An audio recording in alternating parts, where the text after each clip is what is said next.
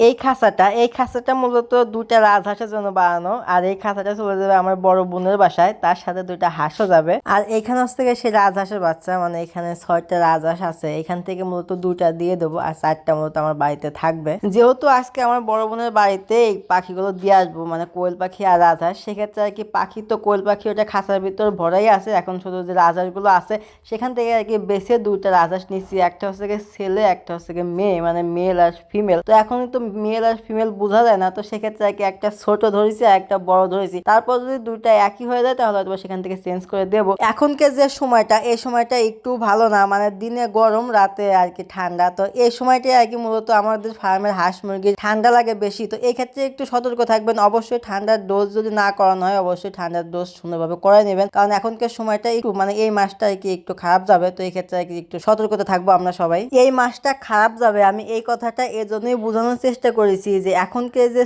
সময়টা, মানে এখনকার যে মৌসুমটা, এটা হচ্ছে গরমের মৌসুম। মানে শীত চলে যায় আর কি, সামনে গরম আসবে, মানে এক কথায় সকালে গরম থাকবে, রাতে শীত থাকবে। তো এই কারণে আর কি মূলত আর কি হাঁস মুরগি একটু ঠান্ডাটা বেশি লাগে। তো আমার বড় বোনের জন্য আর কি 50 পিস কোয়েল পাখি এবং কি দুইটা রাজহাঁসের বাচ্চা এবং দুইটা খাঁচা নিয়ে আর কি মূলত আমি আমার বড় বোনের বাড়িতে চলে যাচ্ছি। তো সেখানে সুন্দরভাবে ফিটিং করে দিয়ে আর কি চলে আসবো। যেহেতু আজকের ভিডিওটা আমার ফার্ম নিয়ে না, মানে এক কথায় আজকের ভিডিওটা এইটা নিয়েই থাকবে। তো ফাইনালি দেখতেই পাচ্ছেন এখানে আর কি সুন্দরভাবে সেট আপ করে দিয়েছি। তো সেট আপ করার সময় ভিডিওটা আমি দেখাইতে পারি নাই, কারণ এখানে আমার বড় আপু ছিল। আর আমি প্রতিটা ভিডিওতে আমি দেখাই সম্পূর্ণ আমার ভিডিওটা, মানে আমার বাড়ির যে ফ্যামিলি আছে তাদের কোনো ভিডিও আমি দেখাই না। তো আজকের ভিডিওটা বেশি বড় করতে চাচ্ছি না, এইখানেই শেষ করতে চাচ্ছি। তো আজকের ভিডিওটা কেমন হয়েছে অবশ্যই কমেন্টে বলে যাবেন। তো সবাই ভালো থাকবেন, সুস্থ থাকবেন, দেখা হবে কালকে নতুন আরেকটা ভিডিওতে। আল্লাহ হাফেজ।